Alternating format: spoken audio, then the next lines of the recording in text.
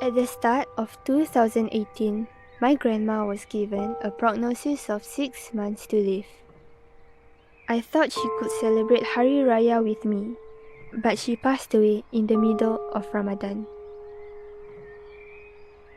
For the last 4 months, I got closer to her, and I learned a lot more about her. I was also able to take care of her during her last moments, like how she took care of me ever since I was a baby. These last few precious moments would not have been possible without the intervention of palliative care. It has helped me, my family, and my grandma through those very tough 4 months. Palliative care made us realize that while there were disputes, there was also laughter, but most importantly, there was love.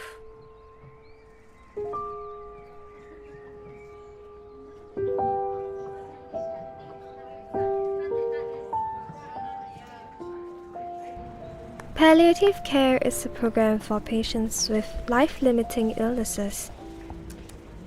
Jeannie Wainwright is one of the nurses in the palliative ward in St. Luke's Hospital.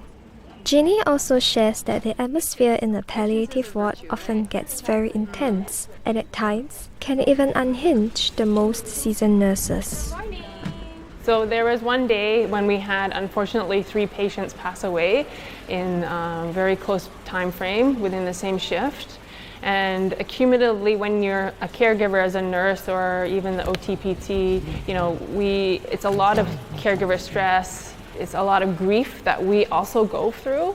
So at that time, chaplaincy Seok In came. She's such a lovely lady, and we're so fortunate to have her here at St. Luke's. And she came and she said, "Come, let's pray." And it was just like on the spot. It was very spontaneous. All the nurses just got around in a circle in like a bit of a huddle, and we all just prayed together. The relationship between a patient and a caregiver in the palliative ward is unique. It is also amplified, and it often gets very personal. So I've had this uncle, he's not communicative, so this patient couldn't speak verbally, but he's still awake. So every time when I see him, he didn't want to do much, but he wants us to massage his legs. Through that, we have these silent conversations. I think three or 4 days before he passed, he knew, so he was already quite weak, but he was still able to gesture to me. So I was massaging him, and then when I was almost done, I put my hand very near to him, and then he looked in my eyes and he held the gaze for quite some time. He tapped my shoulder and he showed a thumbs up. Palliative care is more than just easing the pain of the patients. It is also about the emotional and mental side of the patient. During this very tough and emotional time, the families of the patients needs support as well. Ma Seok In is a chaplain in the palliative ward. Actually, I encourage them to firstly say, "Thank you. Thank you for being my mother. Thank you for being my mom who is willing to take care of me when I was young." And the second one is, it's time to tell the person, "Please forgive me." Besides asking for forgiveness, I think it is good to let the person know that I have forgiven you, because I think I want the person to return back to God joyfully, cheerfully, without any guilt. It is very important to tell our loved ones that I love you. The word "I love you" is very important. It's simple, but it's very meaningful. And the last one, which I think is equally important, is we need to tell our loved ones and assure them, don't worry about me. I will take very good care of myself.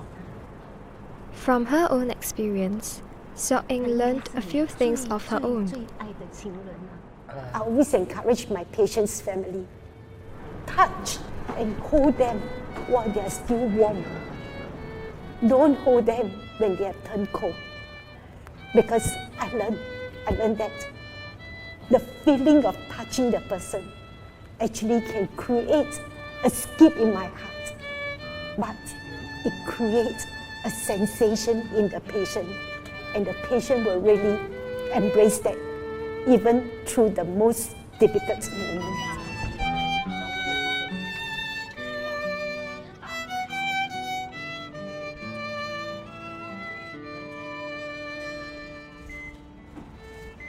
This enclosed room within the palliative ward is called the peace room.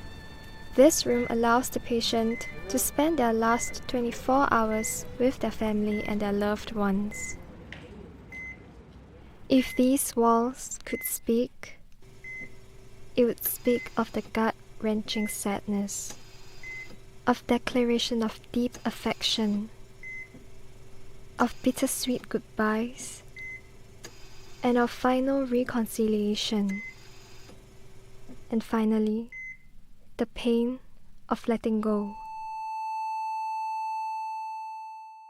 The peace room for me and my family was the room that I shared with my grandma. I still remembered that day like it just happened yesterday. My whole family was there, and so were my relatives. I can still remember when our helper called us into the room. We could all feel that it was time. As I ran to her side and held her warm hand, her oxygen levels started to drop, and it slowly reached 0. And as she took her last breath, her hand slowly became cold. It was the final goodbye.